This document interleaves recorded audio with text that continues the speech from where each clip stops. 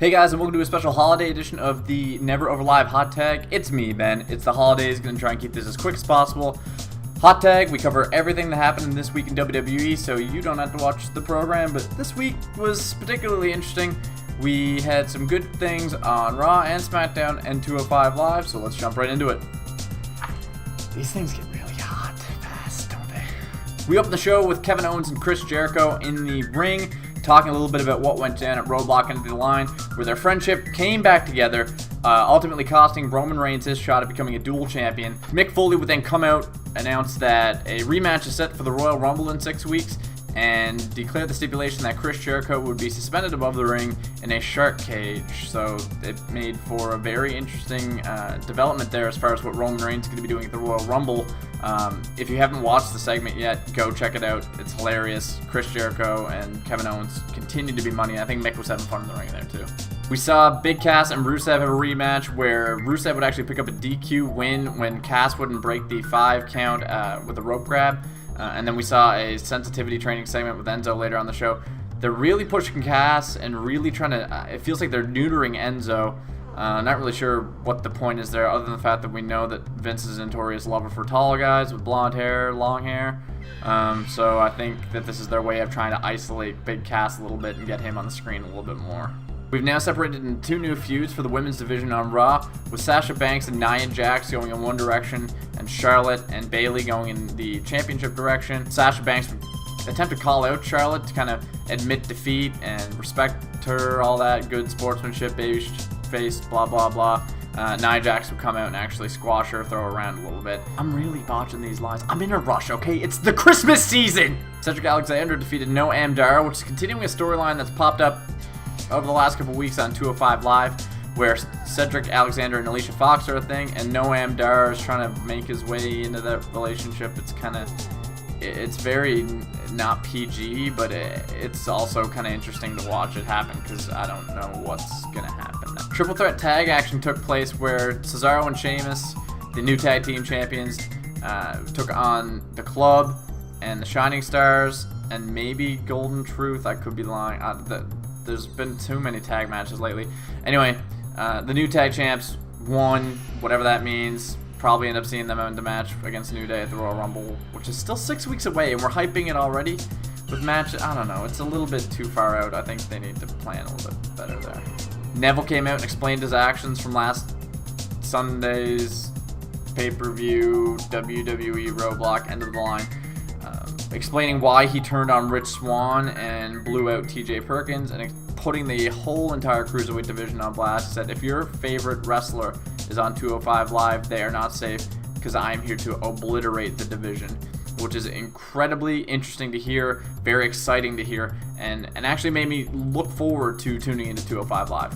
Braun Strowman was seen out back of the arena destroying some local establishments, as well as just murdering multiple groups of people. So Mick Foley told him to go home.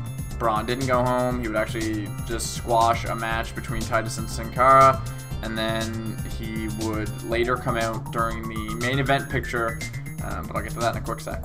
So the Bayley and Charlotte feud is in full swing, and they got right to it with a non-title match. And it was really not good at all. Just Bayley can't, she's not. We've talked about this a little bit as to where we think the 4 horsewomen are now in retrospect, thinking back, because we just rewatched WrestleMania 32 and we look at the 4 horsewomen now. Well. If it isn't the champ. Bayley is very clearly in no position to contend with the 4 horsewomen. Despite everyone's almost disdain for the Charlotte and Sasha Banks feud, has kind of started to push its... What are you doing back there? It kind of started to push its limits coming on the end, and people were getting bored with it, and I don't know, I personally wasn't. I thought the matches were fine, but Bayley can't cut a promo to save her life yet, and it's long overdue. She had plenty of time to cook in NXT, and her in-ring just isn't there. There was a move that took place on Monday Night Raw where she did some roll-around, whirly-do move, and it was just not great, and I'm not looking forward to, I'm not looking forward to their feud, to be honest with you. So, I would much rather see Nia Jax start feuding with the champion, but I suppose we'll have to wait and see what happens there. I hope I'm proven wrong.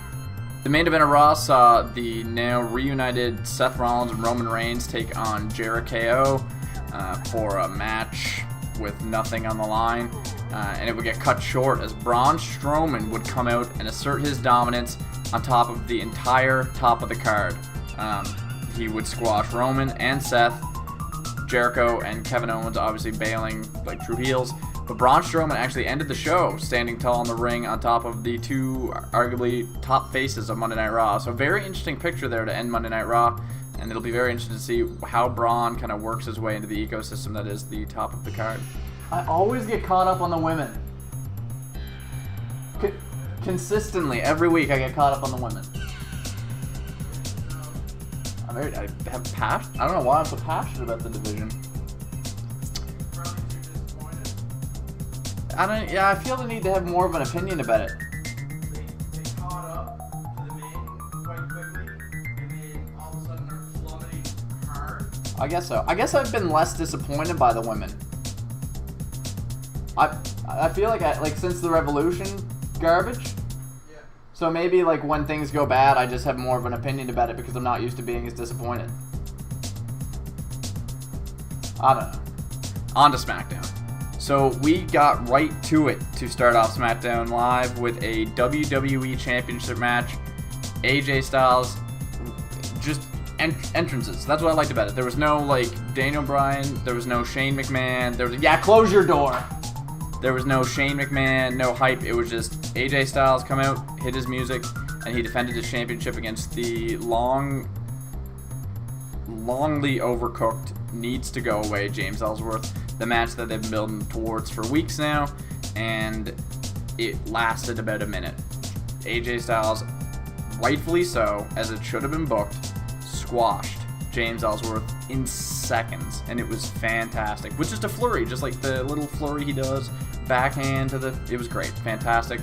James Ellsworth would not be seen for the rest of the show, minus a little spot with Carmella that kind of is negligible. Great way to start off SmackDown Live. From one championship match to another, and now I'm realizing that those two C's are different capitalizations underneath AJ and The Miz. The Miz defended his Intercontinental Championship against Apollo Crews in a match where actually Maurice got ejected, but Miz still picked up a win and defended his championship successfully. Renee Young would come out asking The Miz about Dean Ambrose, and The Miz turned it back on her, saying like, no, why are you so obsessed with Dean Ambrose? Aren't you the one sleeping with him? And it was an incredibly hot topic, blurs the lines there, because despite what WWE may want you to believe, Renee Young and Dean Ambrose are actually in a relationship in real life, and it's never really alluded to in the canon, I suppose, of the WWE. So it was very interesting for The Miz to kind of blow that out. Renee would slap The Miz in a move that kind of is surprising. We don't really see Renee take on in-ring roles that much, so very interesting to see how that program develops. It'll obviously maybe kind of culminate into a mixed tag scenario, but I don't know, it was good to see Renee get involved in a storyline. Everything came to a head with the Nikki Bella attack saga drama situation. Natalya finally admitting that she was the one that attacked Nikki Bella, and there was a lot of harsh words said here that were very bully-esque, and a lot of the B word getting thrown around, and references to Nikki Bella's obviously surgically enhanced assets on the front of her body. Very interesting angles here with the SmackDown Live women's division, but it helps elevate them. I feel like they're all, one thing about the SmackDown Live women's division versus the Raw's women's division is while the Raw's women's division seems like it has just two or maybe a third star at the top of their kind of their card or their power level rankings, all the SmackDown Live women, while I'm not saying that having them all close together means they're all low, but I feel like they're all right in contention with one another, and it's good to see. I like that because I can't really predict that as much. And so Natalya finally coming clean about the attack. I think they can put on some good matches. Dean Ambrose defeated Luke Harper after Luke Harper kind of made the claim that Dean Ambrose was responsible for Luke Harper not being the #1 contender for the WWE Championship. Dean Ambrose would pick up the clean win, but then Randy Orton and Bray Wyatt would then come in and assault Dean Ambrose on a 3-on-1 attack. and they would do the cut, the follow the buzzards, cut to, yeah, all that jazz. So Dean Ambrose not coming out on top in that sense. Alexa Bliss was in one-on-one action after trying to get the night off with a fake injury. She would take on a masked wrestler, local wrestler by the name of La Luchadora, is what I've got written in my notes there, who would just turn out to be Becky Lynch.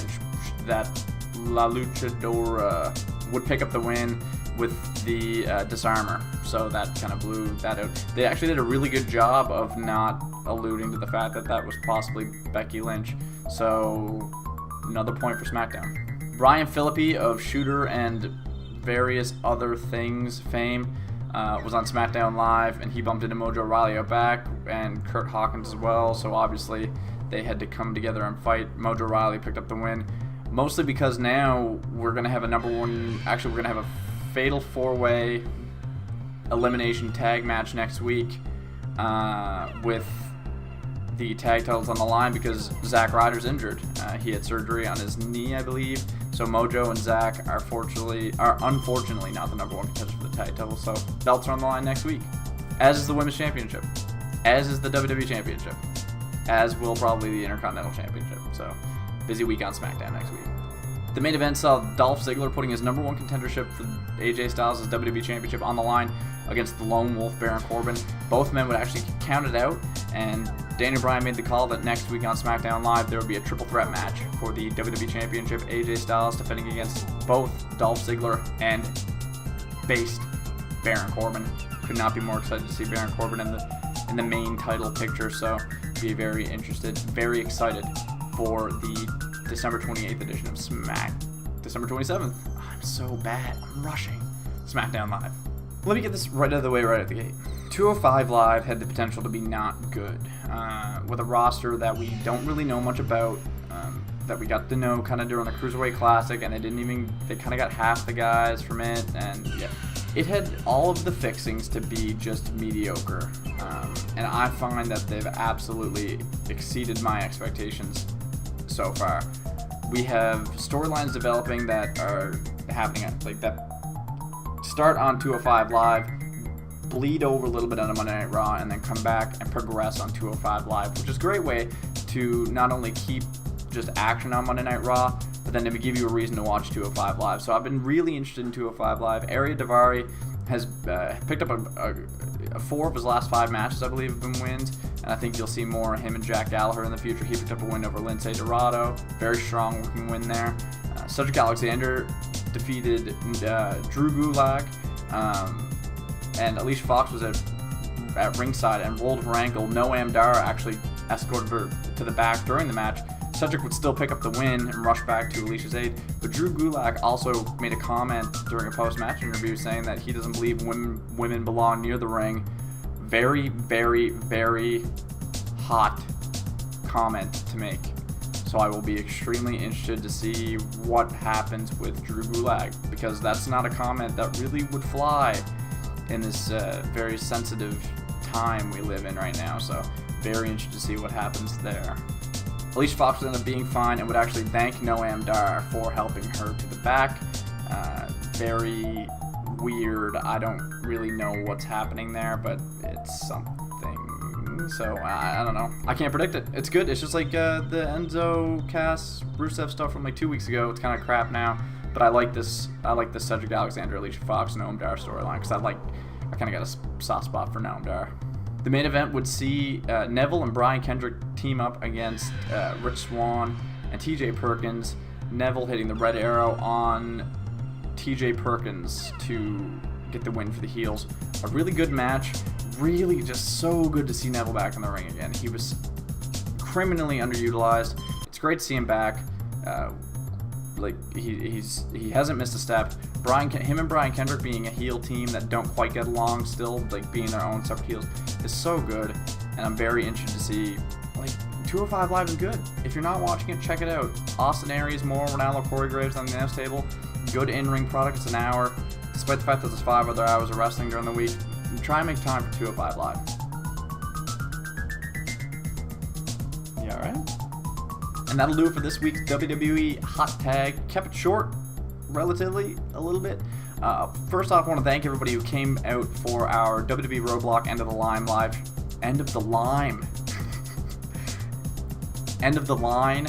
live stream that happened this past Sunday on December the 18th. We had a lot of fun. Great fun with the crew over on twitch.tv/neveroverlive. So if you're not following us over there yet, and you're missing our live streams, make sure that you're following us over there, because we're still doing our live streams every pay-per-view Sunday, and as well as our Wrestle Recap podcasts happen live over on twitch.tv/neveroverlive. You'll be seeing one of those tomorrow, where we're actually going to talk about our top 10 superstars of 2016. Really looking forward to divulging those lists with you. And then next week, with the 10th episode next week of the Wrestle Recap podcast, we'll probably talk about our top moments of the year as well. So make sure you keep it locked over on Twitch. Make sure you keep it locked here. Also, this past Sunday, we have 2 new champions. First off, we have a brand new People's Champion. At Kev Bone was able to successfully book WWE Roadblock End of the Line. He got 6 for 6, new undisputed champion, taking over from Sleeping Angels. Be very interested to see. There's going to be a lot of build-up, I feel like, for Royal Rumble, so I'll be making sure to put that poll out, making sure that you have your opportunity to become the Never Over Live People's Champion. Kev Bone was a late submission, but we had a lot of late submissions, and he nailed it. So be very interested to see how we fare out for Royal Rumble, so make sure that you keep it locked right here for when that poll goes up. As well, we have a brand new Never Over World Champion, and that would be Dawson. He successfully outbooked Brad. Brad had kind of an off night. He only got 3 for 6. Dawson had 4 for 6. So relinquishing the title there, Brad put up 84 days with the championship, an incredible run, a run that could be beaten. You'll have to keep it locked right here to find out. You will join us for pay-per-view action January 29th, 2017, next year. Crazy. For the Royal Rumble. Very excited for that. It's going to be a special start time of 6 p.m. Eastern, even though the image down there doesn't reflect that, because it's actually going to be a 4-hour show, which I think is what they're doing with all the big fours nowadays. So make sure that you're over on Twitch, over on Twitter, and right here on Never Over Live. I've been Ben. Thank you for joining me for Never Over Hot Tag, and we'll see you tomorrow.